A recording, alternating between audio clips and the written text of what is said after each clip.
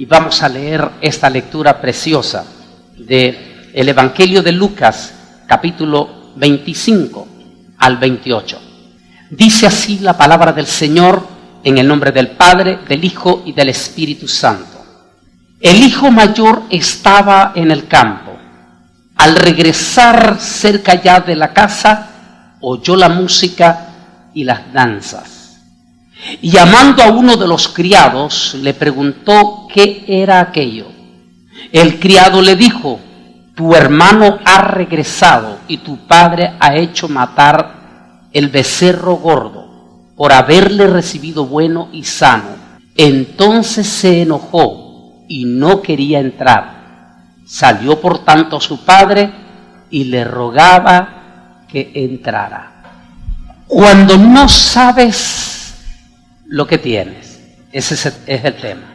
Múltiples de veces nosotros hemos escuchado mensajes acerca de la bellísima historia conocida como la historia del hijo pródigo, y que el evangelista o el doctor en medicina llamado Lucas, el médico amado, como le llamaba, se le dice en cierto momento, tenía que ser un intelectual el que escribió el Evangelio de Lucas, y nada más que un médico, un hombre preparadísimo, y por eso se conoce el Evangelio de Lucas como el Evangelio de los intelectuales. Es un evangelio precioso, es un evangelio lindo, narra con una hermosura los hechos trascendentales de la vida pública del Señor Jesucristo, vista desde la óptica de un médico. Es por eso que Lucas es el evangelista que enfoca los milagros de Jesús de una manera pero impresionante, como lo hubiera visto los ojos de un médico. Y hace las narraciones de una manera tan hermosa. De hecho, Lucas, el médico amado, déjeme aquí, escribe un evangelio intelectual y por lo tanto narra la vida del Señor Jesús de una forma linda y preciosa, poniendo énfasis en las preciosas historias y parábolas. Lucas empieza estas narraciones desde el capítulo 14. El mensaje central era desenmascarar la hipocresía de los fariseos, que hacían alarde de su enorme religiosidad, pero eran incapaces de sentir pasión por el rescate de las almas perdidas. Qué lindo. Él narra todas esas parábolas preciosas, pero ¿cuántos de ustedes a veces no ha escuchado a su pastor o a algún predicador narrando las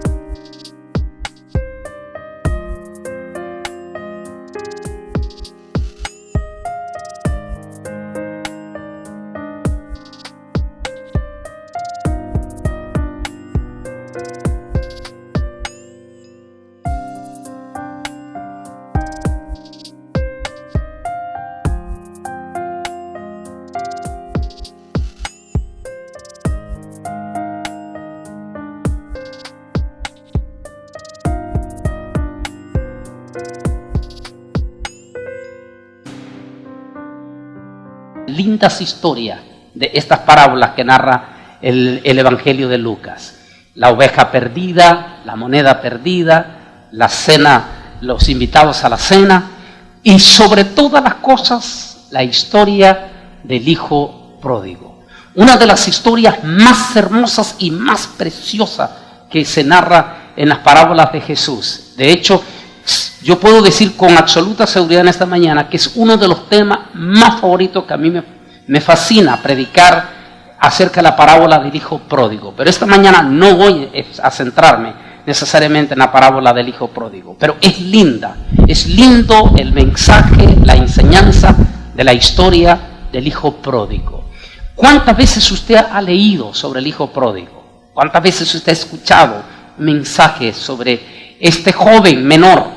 Este joven que se conoce como la oveja negra, que constantemente identifica a algún miembro de su familia en su casa, el hermano rebelde que salió, o la hermana rebelde que salió dentro de su familia.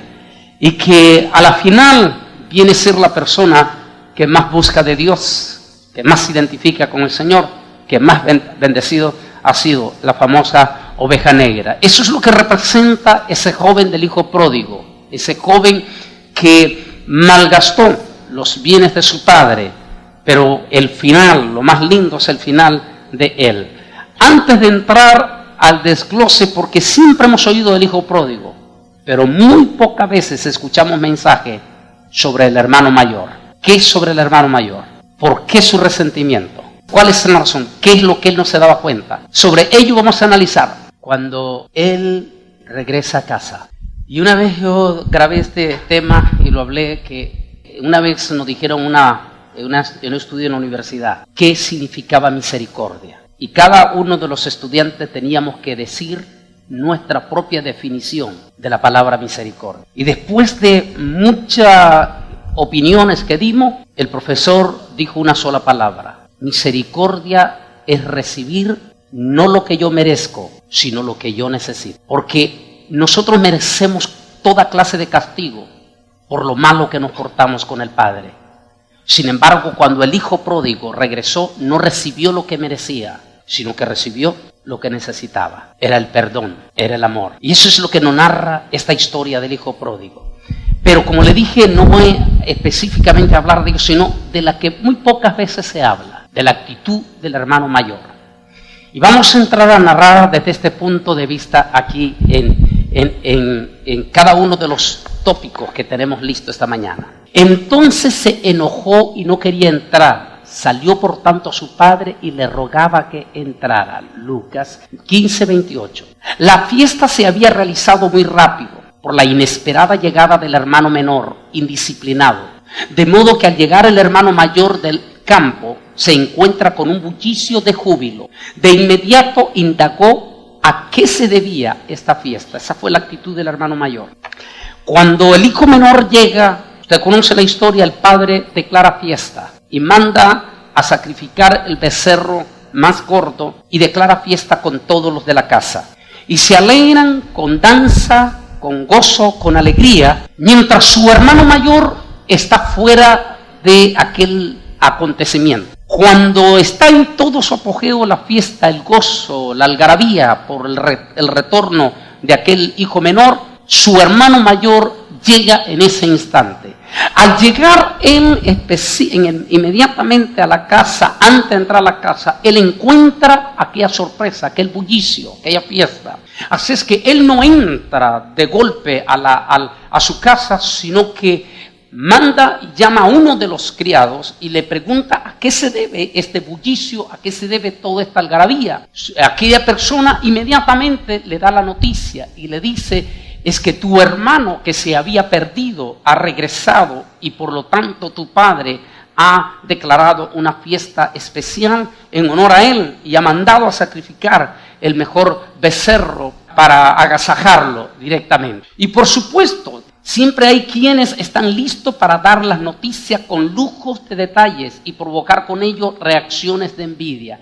Es decir, cuando el hermano mayor llega inmediatamente y no entra a la casa, sino quiere indagar a qué se debe toda esta fiesta, inmediatamente sale alguien para darle con lujo de detalle toda la información, pero con malas intenciones.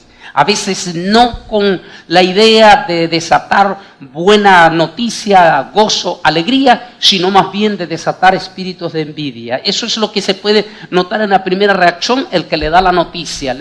Se lo dice bonito, pero a la vez para despertar en su hermano mayor como aquella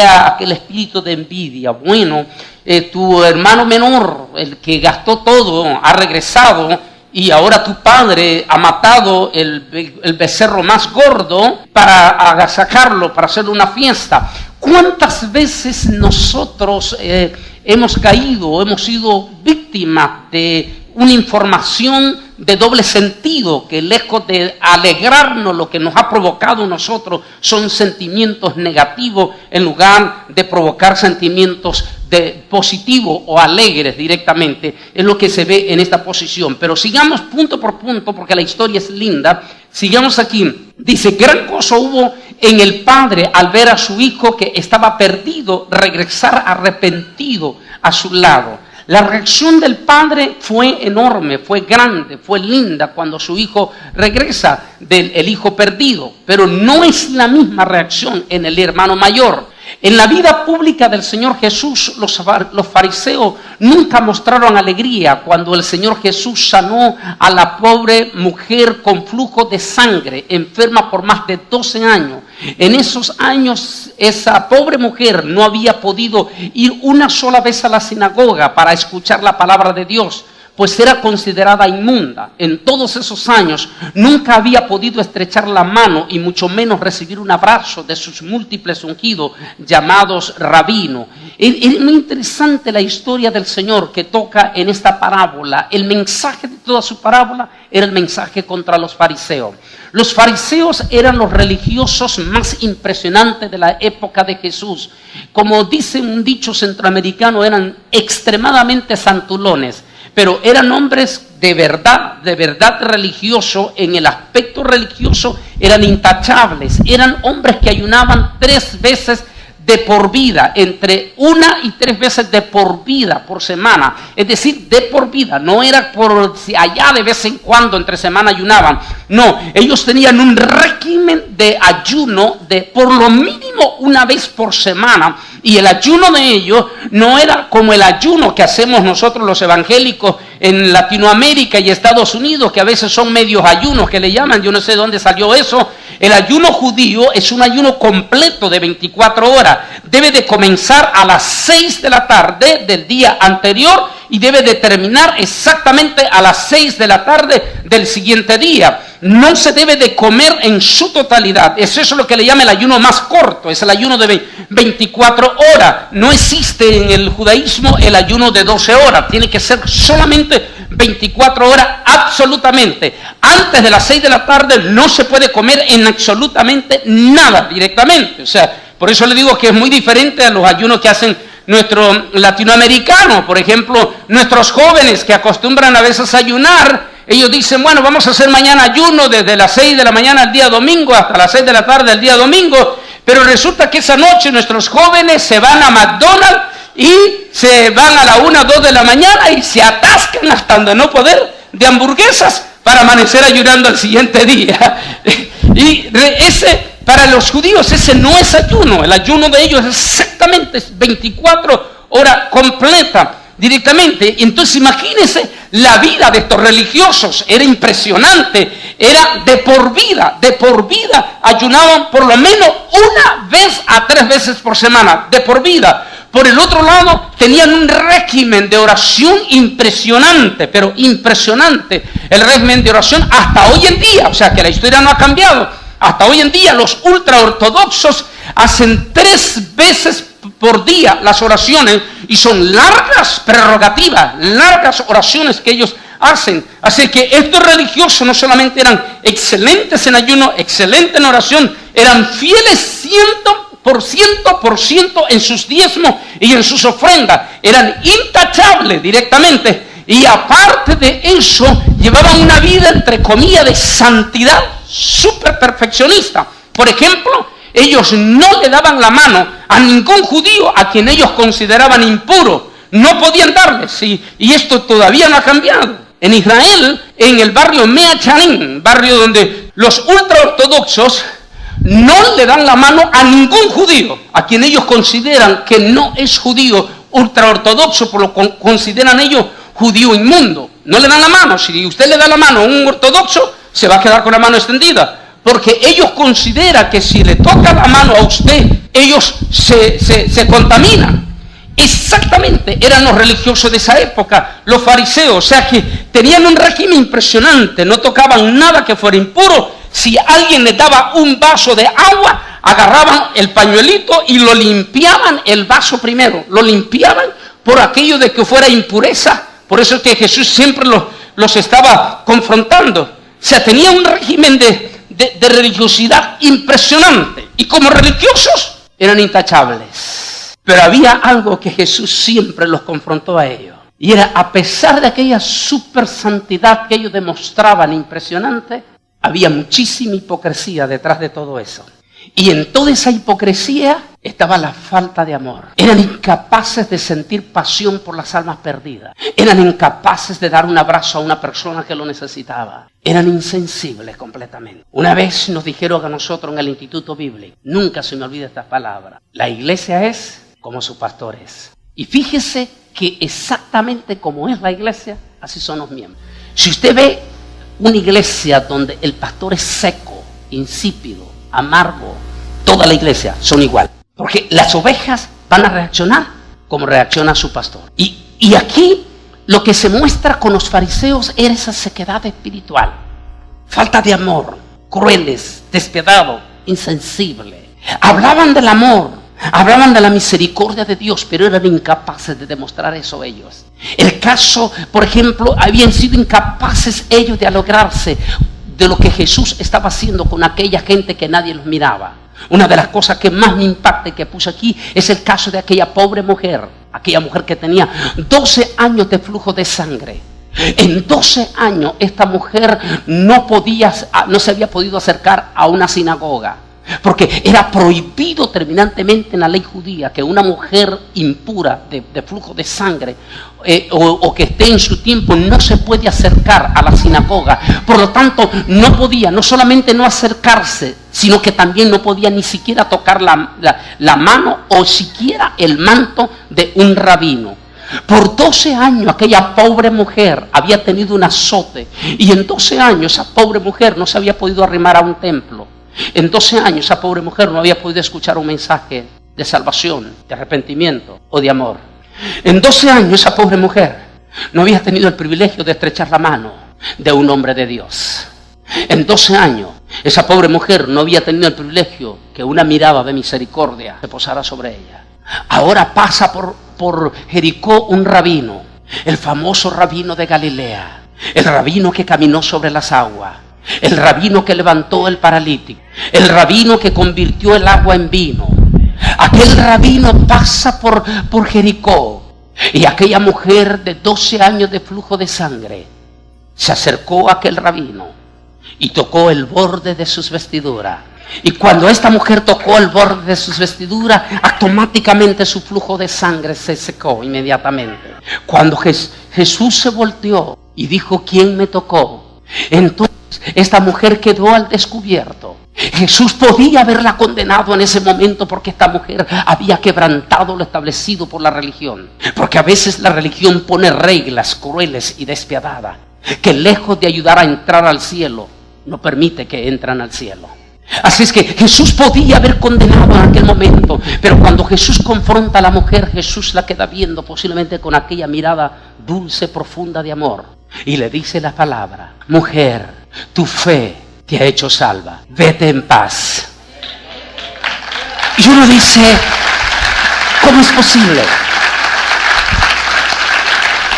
¿Cómo es posible que los fariseos no se hubiesen alegrado porque un alma que había estado bajo la esclavitud de 12 años había sido liberada? No, aquello no conmovió a los fariseos. Ellos se conmovían por nada. Por eso Jesús siempre los estaba confrontando. ¿Qué es más importante? ¿Las que están dentro o las que están fuera? Bueno, sí son importantes las que están dentro, pero al menos los que están dentro están seguros. Pero los que están fuera están camino al desfiladero, camino a la muerte. Y ese fue el otro mensaje de las 100 ovejas. Él deja las 99 porque sabe que están seguras, y va tras la que se había ido. Va sobre esa porque esa es la que está en peligro de ir a un lugar donde nunca más retornará. Era el mensaje que él quería darle. Y eso es lo que va a demostrar en esta segunda parte de la historia preciosa del hijo pródigo. Aquí dice, pero él respondiendo, vamos con la historia del hijo pródigo aquí. Pero él respondiendo dijo al padre: tantos años que te sirvo, no habiendo desobedecido jamás, y nunca me has dado ni un cabrito para gozarme con mis amigos. Mire qué interesante, porque el religioso siempre va a buscar una excusa. El religioso siempre va a tratar de esconderse directamente. Y cuando estamos hablando de religioso, no estamos hablando de la iglesia católica, estamos hablando del religioso dentro de nuestra iglesias evangélicas. No se importa si es pentecostal o no importa si son bautistas. Vamos a hablar de los religiosos dentro de nuestra iglesia directamente. Siempre va a buscar excusa. Y en esas excusas, múltiples de veces, la verdad no está completa. Mire lo que dice aquí esta parte. Él dice, y tal vez no lo ve bien arriba, pero mantenga ahí su evangelio abierto porque está linda la historia. Lucas 15, 29. Pero él respondió y dijo al padre: tantos años hace que te sirvo, no habiéndote desobedecido jamás, y nunca me has dado ni un cabrito para gozarme con mis amigos. Aquí el hermano mayor hace alarde de su rectitud, asegurando que con él no se ha hecho justicia. Este hijo mayor nunca se había dado cuenta que era el hijo del dueño. Es decir, él siempre tuvo todos los privilegios. Nunca le dio importancia a ese privilegio. Qué lindo en esta historia. Él hace un reclamo que no tiene justificación. Porque él fue el primogénito. Como primogénito era el dueño de todo cuanto había en su casa era de él prácticamente, porque él era el primogénito. Sin embargo, él no se había dado cuenta. Tantos años era el dueño de todo y nunca había disfrutado de allí. Constantemente tenemos múltiples de hermanos evangélicos que tienen años de ser salvos y que todavía no se dan cuenta que son hijos de Dios. Todavía no se dan cuenta de los privilegios que el Señor tiene para ellos en la iglesia. Todavía no han disfrutado de las cosas lindas que Dios tiene sobre ustedes en su casa. ¿Cuántos años de servido? No, el Señor no le renegó, eso es cierto.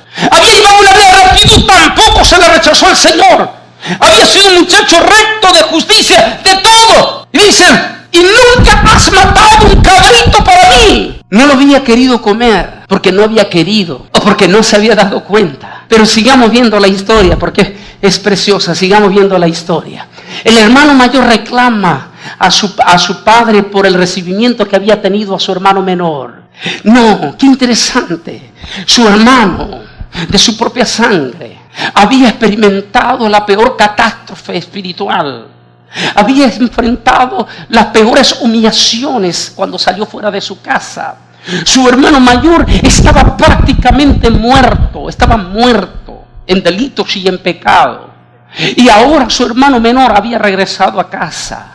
Lejos de mostrar su hermano mayor gozo y alegría como el padre, porque aquel hermano menor había sido rescatado, la reacción del hermano mayor era una reacción de celos profundo hacia la reacción de aquella persona que había venido a la iglesia. Yo quiero que usted lo piense profundamente. ¿Cuál ha sido la actitud suya? Cuando alguien, no solamente de su familia, sino alguien de la iglesia, se ha ido de la iglesia. ¿Cuál ha sido la actitud suya de ese que se ha ido? ¿Se ha gozado porque se fue? ¿O se ha dolido porque le hace falta verlo aquí en la banca?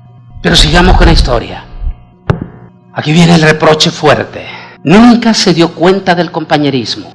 Pero cuando vino tu hijo tuyo, oiga bien lo que le dice, pero cuando vino este hijo tuyo, que ha consumido tus bienes con rameras, has hecho matar para él el becerro gordo. Él entonces le dijo: hijo, tú siempre estás conmigo y todas mis cosas son tuyas. Qué ternura, la ternura del padre. Cuando hay resentimientos religiosos, a veces se cometen injurias o calumnias. En este caso, el hermano mayor acusa a su hermano menor de haber gastado su fortuna en rameras, aunque de ello no hubiera evidencia. No dice la historia de que el hijo menor gastó toda su fortuna con ramera. Sin embargo, a veces el resentimiento religioso nos hace hablar más de la cuenta. Nos hace hacer cosas de suposiciones. No hay cosa más catastrófica. Por eso yo digo que nuestra iglesia evangélica debe de estar en el medio. Ni debe de ser legalista, ni debe de ser liberal, como vamos a llegar en la parte final. Ni legalista, ni liberal, sino una iglesia que esté siempre en la balanza. Porque en los extremos hay mucha hipocresía.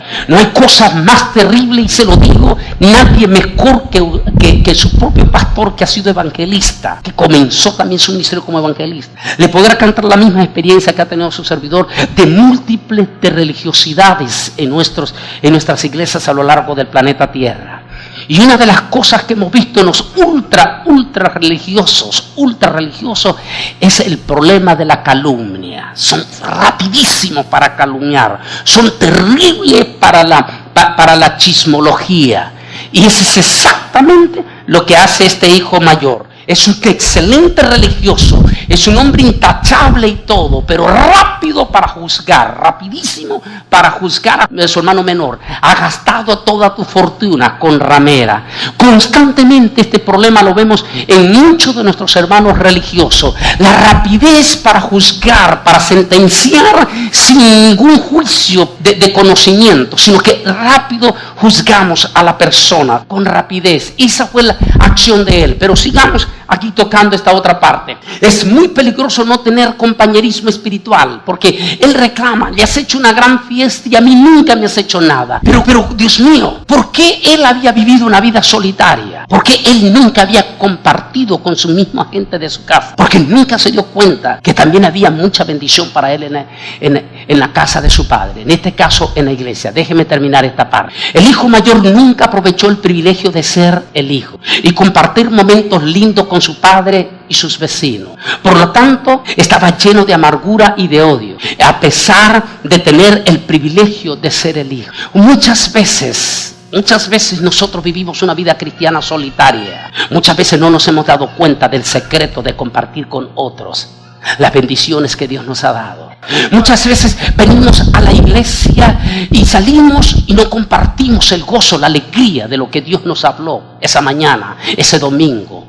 No compartimos el gozo de la alabanza. A veces venimos prácticamente solo para ver cómo se paró la hermanita que cantaba o la hermanita que danzaba, qué mal se paró, qué mal venía vestida. Y no disfrutamos el amor y la pasión con que ellos entregaron para alabar a Dios, para exaltar el nombre del Señor, a fin de que usted sea parte de ese gozo. No nos unimos directamente en ese gozo, en esa felicidad. Este joven nunca se dio cuenta del compañerismo, nunca compartió ni con sus mismos compañeros. Nunca compartió. Ese es el problema con el solitario. Tenemos mucho, no solamente dentro de la iglesia, sino aún en los ministerios. Tenemos muchos ministros solitarios que no comparten con nadie, absolutamente allá, completamente aislados. Pero eso no es lo que dice la palabra de Dios.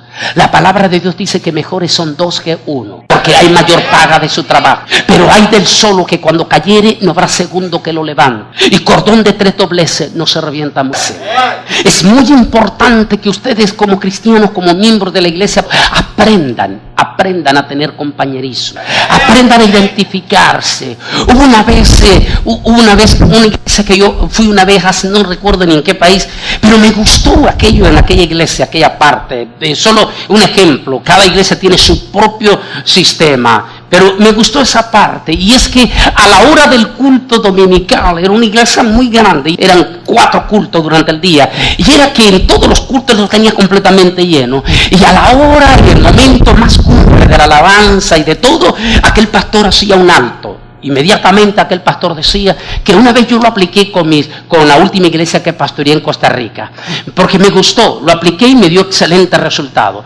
Y a medio culto después de la alabanza, aquel pastor paraba y decía: ahora todos por 5 minutos, nadie se va a salir, por 5 minutos van a intercambiar expresiones, pero no los que se conocen, sino que va a buscar una persona la cual usted no conoce, van a platicar, van a pedir su nombre, porque yo voy a pasar 5 personas dentro del grupo para que me diga cuál fue la nueva persona que conoció. Entonces, la idea era despertar entre la congregación compañerismo.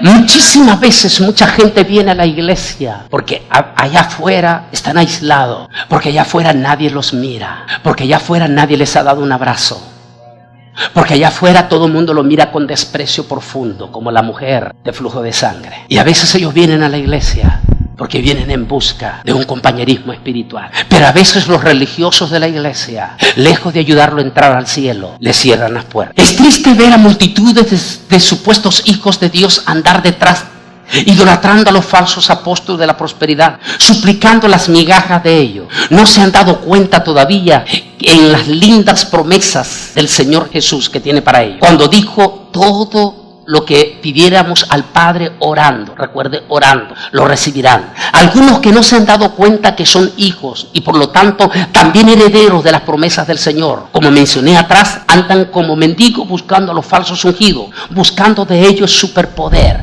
Como hijo de Dios no necesitas andar detrás buscando a los falsos ungidos. Lo tienes todo aquí en la casa del Señor. ¿Qué es lo que quieres? Ven a arrodillarte delante del altar. ¿Quieres recibir milagro? Ven a arrodillarte delante del altar.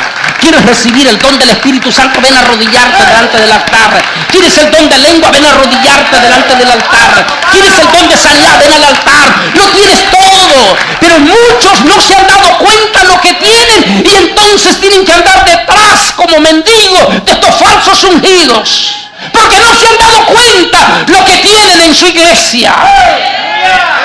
¿Cuántos de ustedes se han dado cuenta que aquí tienen un pastor que Dios lo usa en milagros? ¡Fuera! ¡Qué tremendo los milagros! Cuando no sabes lo que tienes. El hijo mayor lo tenía todo, mas no se daba cuenta. Era el dueño de todo, mas no se daba cuenta. No había disfrutado del compañerismo espiritual. Sigamos esta última parte. Él entonces le dijo: hijo, tú siempre estás conmigo y todas, qué linda esa parte, y todas mis cosas son tuyas. La ternura del Padre, cuando nos damos cuenta, no tenemos miedo de nada. Y muchos tienen envidia porque muchas almas más se convierten al Señor. Todo lo contrario, debemos alegrarnos al ver un alma convertida al Señor. E incluso no debemos tener envidia porque esa nueva oveja empieza a ser bendecida en la iglesia. Oh, qué tremendo es el celo religioso. El celo religioso no se alegra, no se apasiona cuando un alma se convierte. Y todo lo contrario, si esa alma que se convierte nuevita empieza a ser usado en la iglesia, el religioso, lejos de alegrarse, empieza a sentir envidia y rencor y empieza a ser obstáculo o empieza a calumniar y a decir: ¿por qué? Míralo, si apenas vino ayer, y míralo, ya está subiendo en el altar, míralo, ya está haciendo esto, míralo, si supiera el pastor quién era ese hombre, si supiera el pastor quién es esa hermanita, si supiera. Esa es la vida del religioso. No se alegra porque aquel hermano que estaba perdido ha sido bendecido, ha sido restaurado y hasta Dios lo está bendiciendo en gran manera. La historia del hijo pródigo, la historia del hermano mayor. Como dije, casi nunca nadie predica sobre él. Tú eres hijo, estás aquí en la iglesia. La Biblia dice que el día que tú te convertiste a Cristo, el día que recibiste a ese Señor como tu Señor y Salvador de tu vida, ese día Dios te dio el privilegio de ser hijo de Dios. San Juan capítulo 1 versículo 12. Y a todos los que recibieron, a los que creyeron en su nombre, les ha dado la potestad de ser llamados hijos de Dios. Somos hijos de Dios. ¿Te has dado cuenta que eres hijo de Dios? ¿Te has dado cuenta que los privilegios del Señor están a la orden para ti? ¿Quieres disfrutar de los privilegios? ¿Queremos rechazar la posición de los religiosos? Como dije, hay dos grupos en esto que se ubican, como en la época de Jesús. Estaban los fariseos y estaban los liberales. Ambos extremos son nocivos. El liberal, como lo digo en mi página web, ese no tiene ninguna esperanza, por cuanto no eres frío ni caliente, sino tibio te vomitaré de mi boca. De él no hay nada, porque la única pasión e interés que ellos tienen es llenar los templos, pero sin almas arrepentidas. En el caso del religioso legalista, el ultralegalista, es apasionado por la buena palabra, por la buena doctrina, por la buena enseñanza. Esa es la iglesia de los Efesios. Pero hubo un reclamo muy duro del Señor a la iglesia de Éfeso. Los elogia por su pasión por la buena doctrina. Los elogia por su pasión por la buena palabra. Los elogia por rechazar a los que se dicen ser apóstolos y no lo son, sino que los ha encontrado mentirosos. Pero tengo algo contra ti, le dice, que has perdido tu primer amor. ¿En cuál de esos tres grupos te encuentras tú? ¿Entre los de en medio, que son los más seguros, o entre los extremos? El de en medio es aquel que se da cuenta que es hijo de Dios y se da cuenta que no tiene por qué tener miedo de nada, ni por qué tener envidia de aquel hermano que se ha superado o de aquella hermana que se ha superado. o de aquel hermano que se ha restaurado, sino todo lo contrario. Siente gozo y alegría cuando un alma regresa a la iglesia. ¿Dónde está tu hermano? ¿Dónde está tu hijo? ¿Dónde está tu esposo? ¿Dónde está tu esposa? ¿Dónde está tu hermano en la carne o tu hermana en la carne? ¿No te gustaría volverlo a ver en la iglesia sonriendo, alegre, levantando sus manitos, palmeando? A veces no necesariamente tiene que estar palmeando. A veces hay hermanitos que pueden estar sentados y estar disfrutando de la alabanza. ¿Pero no te gustaría verlo aquí en la iglesia? En el estudio que tengo en mi website, estoy hablando de la crueldad del religioso, que no siente esa pasión ni por amor cuando alguien se desvíe. Mientras que Santiago, el hermano del Señor, llamado Jacobo, escribe en su carta en Santiago capítulo 5, dice que el que haga retornar a alguien que se ha ido, cubrirá multitud de faltas. ¿Sabía usted que es un negocio traer almas que se nos han ido? Rescatarla, ir al rescate de él, porque hay una bendición de parte de Dios para tu vida. Porque Santiago dice que el que hace retornar, el que restaura un alma, cubrirá multitud de faltas. Y que 7 veces caerá el